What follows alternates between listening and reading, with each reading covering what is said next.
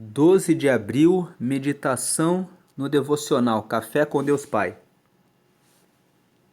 Vença a incredulidade. Mas, se podes fazer alguma coisa, tem compaixão de nós e ajuda-nos. Se podes, disse Jesus, tudo é possível àquele que crê. Imediatamente o pai do menino exclamou: Creio, ajuda-me a vencer a minha incredulidade. Marcos capítulo 9, versículos 22 a 24. Vamos ler aqui essa história.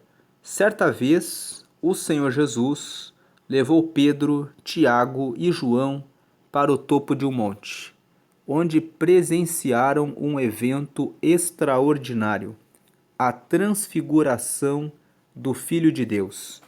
Contudo, ao descerem do monte, se depararam com um pai clamando, aflito, por ajuda para seu filho. Os discípulos ali presentes se mostraram incapazes de ajudá-lo. Então o homem se dirigiu a Jesus com estas palavras: Se podes fazer alguma coisa, tem compaixão de nós e ajuda-nos. Note bem, aquele pai reconhecia o poder de Deus, sabia que Jesus podia ajudá-lo, mas a dúvida ainda assombrava seu coração. O desânimo diante das tentativas fracassadas havia minado sua confiança. Essa cena ecoa na vida de muitos de nós hoje em dia. Sabemos que Deus é capaz de realizar o impossível, mas ainda assim somos assombrados pelo medo do fracasso. Nosso maior desafio, talvez, seja vencer a incredulidade. Quantas vezes ouvimos promessas sobre o poder de Deus, mas, com o passar do tempo, nossa fé vacila, como um castelo de areia desfeito pelas ondas do mar. Precisamos evitar que a incredulidade nos impeça de viver os planos de Deus. Contudo, é necessário alimentar nossa fé, e para isso não basta apenas saber quem Ele é preciso ser íntimo, conhecê-lo profundamente para que as dúvidas não nos impeçam de viver e provar do seu agir. Desafio você a orar mais, estudar mais a sua palavra, trilhar seus caminhos em obediência, pertencer a uma comunidade de fé e não deixar de tomar um café todos os dias com Deus Pai. Afinal, um relacionamento profundo e verdadeiro o levará a uma fé inabalável para enfrentar os desafios do dia a dia, não permitindo que as circunstâncias contrárias destruam você. Ore com fervor, como se tudo dependesse dele, e empenhe-se como se tudo dependesse de você. Então essa é a mensagem que nos fala sobre vencer a incredulidade. Aqui na lateral do livro de hoje, temos essa frase aqui: silencie a voz da incredulidade e viva os planos de Deus. Aqui nós temos o dia 102 de 365 dias do ano. A leitura bíblica de hoje é Salmos 38 e a palavra-chave de hoje é acreditar. Para meditarmos um pouco mais nessa mensagem, vamos entrar no texto de Marcos, capítulo 9, e falar um pouco mais sobre essa questão de fé e de incredulidade. Entrando aqui em Marcos, no capítulo 9, nós vemos que Jesus estava conversando com os discípulos E Jesus disse para eles o seguinte, ó: dizia-lhes também: em verdade vos digo que dos que aqui estão, alguns há que não provarão a morte sem que vejam chegado o reino de Deus com poder. Jesus disse para os seus discípulos isso, que na verdade alguns dos que estavam juntamente com ele não provariam a morte sem que antes vissem o reino de Deus chegado na terra de uma forma poderosa. E logo que Jesus disse isso, veja o que diz o versículo 2: e 6 dias depois que Jesus disse para os seus discípulos que alguns deles não provariam a morte sem que antes vissem o reino de Deus com poder, 6 dias depois que ele disse isso, Jesus tomou consigo a Pedro, a Tiago e a João e os levou sós, em particular a um alto monte, e transfigurou-se diante deles. Vamos ver o que significa essa transfiguração. Versículo 3: e as suas vestes tornaram-se resplandecentes, em extremo brancas como a neve, tais como nenhum lavadeiro sobre a terra as poderia branquear. Versículo 4: e apareceram-lhes Elias e Moisés, e falavam com Jesus. Versículo 5: e Pedro, tomando a palavra, disse a Jesus: Mestre, bom é que nós estejamos aqui, e façamos 3 cabanas, uma para ti, outra para Moisés e outra para Elias. Vejam que a transfiguração se caracterizou pelo fato de Jesus levar Pedro, Tiago e João a um alto monte. Quando eles chegaram nesse alto monte, as vestes de Jesus ficaram brilhosas, ficaram resplandecentes e brancas como a neve, e apareceram Moisés, que é do tempo do Antigo Testamento, e Elias, que viveu muitos anos depois de Moisés e que foi um profeta que Deus enviou para corrigir o rei Acabe. Quem lê o Antigo Testamento sabe que Moisés está bem no começo da Bíblia. Muitos anos depois de Davi, depois de muitos anos depois do rei Davi, surgiu um rei chamado rei Acabe. E Elias foi o profeta que foi enviado por Deus para corrigir o rei Acabe, porque ele tinha se casado com uma mulher chamada Jezabel, que era sidônia e que fez com que o povo de Israel adorasse a outros deuses. E Deus enviou o profeta Elias para dizer para o rei Acabe que não choveria durante 3 anos e meio sobre a terra, e eles passariam seca e, portanto, fome e dificuldades em relação ao cuidado dos animais. E isso realmente aconteceu. Você pode ler essa história com mais aprofundamento no livro de 1 Reis, a partir do capítulo 17. Mas Jesus aqui aparece juntamente com Moisés e com Elias, e eles aparecem conversando com Jesus, e Jesus com aquelas roupas reluzentes. Pedro, vendo isso, tomou a palavra e disse a Jesus: Mestre, bom é que nós estejamos aqui e façamos 3 cabanas, uma para ti, outra para Moisés e outra para Elias, pois não sabia o que dizia, porque estavam assombrados. Versículo 7: e desceu uma nuvem que os cobriu com a sua sombra, e saiu da nuvem uma voz que dizia: Este é o meu filho amado, a ele ouvi.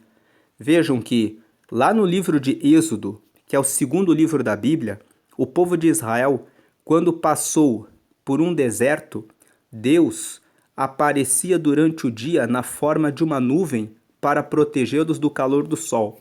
Durante a noite, Deus aparecia em forma de uma coluna de fogo, que trazia calor e trazia luz no deserto. Quando Jesus estava com Pedro, Tiago e João, e as roupas de Jesus ficam resplandecentes e aparecem Moisés e Elias, e aquela nuvem os cobre, aquela nuvem representa o próprio Deus Pai. E quando eles escutam a voz: Este é o meu filho amado, a ele ouvi, eles têm um sinal muito claro de que Jesus era, de fato, o Filho de Deus. Versículo 8: e tendo olhado ao redor, ninguém mais viram, senão Jesus com eles. Ou seja, eles experimentaram a transfiguração de Jesus. Jesus se revelou a eles, revelou o reino de Deus chegado na terra. Como ele disse no versículo 1, que na verdade vos digo que dos que aqui estão, alguns há que não provarão a morte sem que vejam chegado o reino de Deus com poder. 6 dias depois, ele levou Pedro, Tiago e João e deu a eles essa chance de verem esse grande sinal. Versículo 9. E descendo eles do monte, ordenou-lhes que a ninguém contassem o que tinham visto até que o Filho do Homem ressuscitasse dos mortos. Ou seja, essa história só está na Bíblia porque Pedro, Tiago e João contaram ela só depois que Jesus já tinha morrido e ressuscitado. E então Marcos registrou isso no Evangelho para que hoje chegasse ao nosso conhecimento. Versículo 10. E eles retiveram o caso entre si, perguntando uns aos outros o que seria aquilo, ressuscitar dos mortos. Aqui nesse momento, os discípulos ainda não sabiam que Jesus iria morrer para depois ressuscitar. Jesus já vinha falando antecipadamente o que aconteceria, mas eles ainda não entendiam. Versículo 11. E interrogaram-no dizendo, por que dizem os escribas que é necessário que Elias venha primeiro? Versículo 12, respondendo ele, disse-lhes, em verdade Elias virá primeiro e todas as coisas restaurará. E como está escrito do Filho do Homem, que ele deva padecer muito e ser aviltado. Aviltado significa ser colocado e tratado como vil, ou seja, humilhado, como Jesus de fato foi. Versículo 13, digo-vos, porém, que Elias já veio, e fizeram-lhe tudo o que quiseram, como dele está escrito. Aqui nesses versículos 12 e 13, Jesus está explicando que existia no Antigo Testamento uma promessa de que antes que Jesus, que era o Salvador, viesse, Elias reapareceria. Só que quando nós lemos a história de Elias em 1 Reis, no capítulo 17, nós vemos que ele comia mel silvestre e ele se vestia de pelo de camelo e um cinto. E antes que Jesus viesse, João Batista apareceu no deserto, batizando as pessoas em águas para o arrependimento. E quando nós lemos a roupa que Elias usava e a roupa que João Batista usava, a roupa era a mesma. Então, quando a profecia fala que antes de que o Salvador viesse no mundo, haveria um Elias que reapareceria, não significa que Elias reencarnaria em uma outra pessoa. Significa que surgiria uma outra pessoa que lembraria Elias. E Jesus aqui está explicando isso para eles. Jesus, as pessoas sabiam que os escribas eram os que estudavam a Bíblia. Eles diziam, antes de aparecer o Salvador, será necessário que Elias venha. Jesus, então aqui os discípulos perguntam para Jesus, disseram que Elias tem que aparecer primeiro. E eles tinham acabado de ver Elias na transfiguração. Então Jesus aqui esclarece para eles. No versículo 13, digo-vos, porém, que Elias já veio, e fizeram-lhe tudo o que quiseram, como dele está escrito. Eles pegaram João Batista, que usava as mesmas roupas de Elias, tinha o mesmo estilo de pregação. Elias pregava duro. Ele chegou até o rei Acabe e disse, não vai chover aqui nessa terra por causa do pecado de vocês. E João Batista pregava da mesma forma. Então, João Batista era o Elias que viria antes. E eles fizeram tudo o que quiseram com ele. O que aconteceu com João Batista? Ele denunciou o pecado de Herodes, que era o governador da Judéia, porque Herodes tomou Herodias, que era esposa de Filipe, que era o irmão dele. Então ele tomou a sua cunhada como esposa. E João o condenou por isso. Por essa razão ele foi preso. E um certo dia, a filha de Herodias dançou perante Herodes e ele prometeu a ela que ela poderia pedir até metade do reino, que ele daria a ela. E ela pediu para a mãe o que deveria pedir. E a mãe pediu a cabeça de João Batista numa bandeja de prata. Então, como ele tinha feito a promessa de maneira pública, ele mandou que trouxessem a cabeça de João Batista na bandeja de prata e entregou para sua mãe. Entregou para a menina, que entregou para sua mãe. Versículo 14. E quando se aproximou dos discípulos, viu ao redor deles grande multidão e alguns escribas que disputavam com eles. Versículo 15. E logo toda a multidão, vendo-o, ficou espantada e correndo para ele o saudaram. Versículo 16. E perguntou aos escribas: que é que discutis com eles? Os escribas eram aqueles que estudavam a Bíblia. Como eles tinham oposição a Jesus, eles sempre estavam correndo atrás dos discípulos para ficarem questionando os discípulos, querendo envergonhar os discípulos. Então, Jesus tinha subido ao monte com Pedro, Tiago e João. E quando ele desce da montanha, ele vê os escribas disputando com os seus discípulos que ficaram na terra. Então ele pergunta para os discípulos: o que é que vocês estão discutindo com eles? Versículo 17. E um da multidão, respondendo, disse: Mestre, trouxe-te o meu filho que tem um espírito mudo. É essa história desse pai que teve esse filho com espírito mudo que nós lemos na história de hoje. E um da multidão, respondendo, disse: Mestre, trouxe-te o meu filho, que tem um espírito mudo. Versículo 18. E este, onde quer que o apanha, despedaça-o, e ele espuma, e range os dentes, e vai se secando. E eu disse aos teus discípulos que o expulsassem, e não puderam. Então veja que esse pai conta para Jesus que o filho dele tinha um espírito mudo, que era um espírito demoníaco, que apanhava o filho dele, e quando apanhava o filho dele era despedaçado e começava a espumar, começava a ranger os dentes, começava a ficar se secando, e ele pediu para que os discípulos expulsassem esse demônio e eles não puderam. Versículo 19. E ele respondendo lhes disse: ó geração incrédula.